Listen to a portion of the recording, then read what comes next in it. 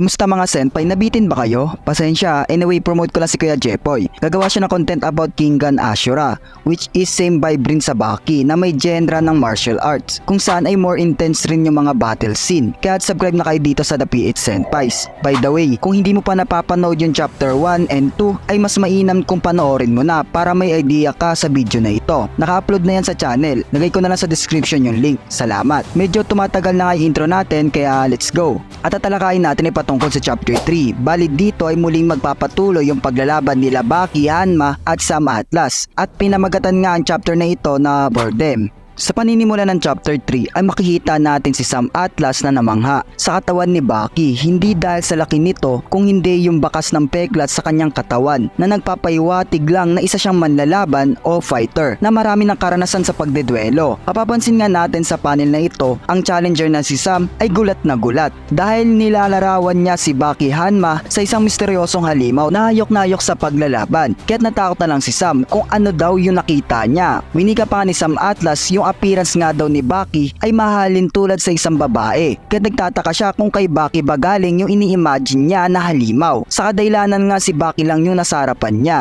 Then doon nga mga senpai biglang tumingin ng diretso si Baki kay Atlas. Kaya't nag-iba na naman yung nakita ni Atlas at naging isang dambuhalang gagamba na nag-aabang sa kanyang makakain. Sa sobrang tulala ni Atlas nga ay hindi niya na nagawa marinig yung sinabi ng referee. Kaya't inulit na lang ito ng referee. Sinabi nga dito na bawal silang gumamit ng kahit anong mga sandata at yung maaari lang nilang gamitin kundi ang kanilang katawan lamang, at doon ay tumalikod ng dalawa para pumunta sa kanilang kanya-kanyang pwesto at para maumpisan na ang pagdedwelo. Wika pa nga ni Sam na masyado naman atang napakasimple ng rules na iyon na pwede nilang gawin lahat as long na walang sandatang na involved dito. Kaya't para kay Sam ay pabor ito sa kanya kasi nga naman nung lumalaban siya sa mga tournament as a MMA fighter na maraming rules ang pinagbabawal dito, katulad na lang ng pag-headbutt, pagkagat, pagsipa sa mga delikadong parts ng tao katulad na lang ng spinal cord. Kaya't para kay Sam ay magugustuhan niya ito sa kadailan ng ma-unleash niya yung gusto niyang karakter sa paglalaban kundi maging isang brutal. At doon nga mga senpai sa paggarap ni Sam ay narinig niya ang pagsigaw ng mga manonood sa kanyang pangalan. Kaya't nagulat na lang siya. Pero inaakala nga natin na chinicheer siya ay may malalim na kahulugan nito dahil alam ng mga manonood na hindi mananalo si Sam Atlas kay Baki Hanma. Kaya chinicheer nila yung pangalan nito para kahit papaano ay lumakas yung loob nito. Nagalit nga si Sam Atlas dahil alam niya rin yung ibig sabihin ng mga manonood at doon ay winika niya na mas mabigat pa siya kay Baki at mas malaki yung pangangatawan niya dito. Kaya't bakit nga daw ganon yung kumpiyansa ng mga manonood kay Baki? Kasi based kay Sam Atlas, kung ating i-compare sa isang boksingero ay halos same lang ni Baki ng pangangatawan si Manny. Alam naman natin ang rule sa boxing na inaayon ito sa weight classes. Kung isa ka lang featherweight ay dapat same class lang yung kakalabanin mo dahil naayon ito kung ilang pounds ang boksingero. Kasi sa larangan ng boxing mga senpai, lamang yung mas mabigat ang timbang. Kaya't mataas yung kumpiyansa ni Sam Atlas na siya ang magwawagi.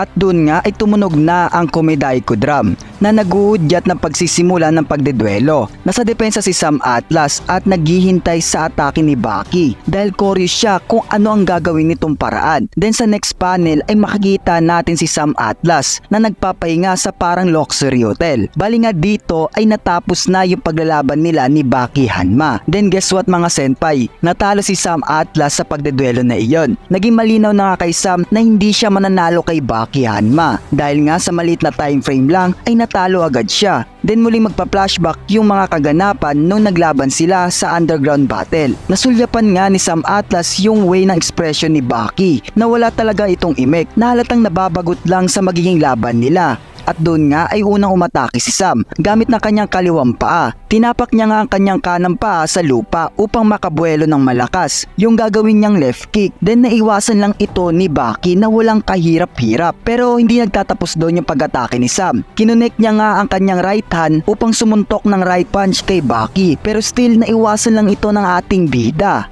Sumagot naman si Baki ng pag-atake kung saan hinawakan niya ang ulo ni Sam Atlas. Makikita nga natin sa reaksyon ni Sam yung pagkagulat dahil nahuli siya ni Baki at doon nga ay nakaramdam si Sam ng paunting-unting dinidiin ni Baki ang kanyang kamay sa ulo niya. Naisip nga ni Sam na para siyang inihipit sa isang heavy-duty swivel clamp. Ito yung pang-ipit ng bakal mga senpai. Mahalin tulad daw yung kamay ni Baki dito. Kaya't hinawakan niya ang kamay ni Baki at nagpupumiglas na makawala dito. Pero kahit anong gawin niya ay hindi niya matanggal ang kamay ni Baki na parang nakalak na ito sa kanyang ulo. Then dahil sa sobrang lakas ng pagdiin ni Baki ay unting-unting nagko-compress yung skull bone at utak ni Sam. Actually mga senpai, hindi headbutt yung ginawa ni Baki, kung hindi ay pag-exert lang ng puwersa sa kanyang kamay, at ito yung naging reason sa pagkawalan ng malay ni Sam Atlas. Bali ganun nga agad natalo yung isang MMA heavyweight champion ng Amerika. Kung ating susumain ay same lang ng laki si Sam Atlas at si Jack Hanma, pero sa simpleng atake lang ay natalo agad ito sa taong minamaliit niya, which is si Baki Hanma. Kaya dali-daling tumakbo ang medical squad upang i-rescue si Sam. Then after that flashback ay doon napagtanto ni Sam yung agwat ng lakas nila ni Baki Hanma. Then napakamabuti daw nitong tao. Sa kadailanan ngang sa pag-uumpisa ng paglalaban ay ginawa daw ni Baki yung best niya, na kahit napakahina daw ni Sam Atlas ay nagpipigil itong magyawn o humikap sa nagaganap na paglalaban. Bali ngay naging thankful sobra dito si Sam Atlas dahil nirerespeto niya talaga ang kanyang katunggali kahit sobrang hina nito. At doon magwawakas ang chapter 3 ng Baki Duo 2014. Nagustuhan mo ba ang anime review natin? Can I have a like, comment, and share para lalo ko pang sipagin sa pag-upload at lalong dumami pa tayo dito. Sinid ko na rin yung Facebook page namin. Mas nauna kami sa Facebook mag-upload compare sa other platform. Ayun lang, maraming salamat. Paalam!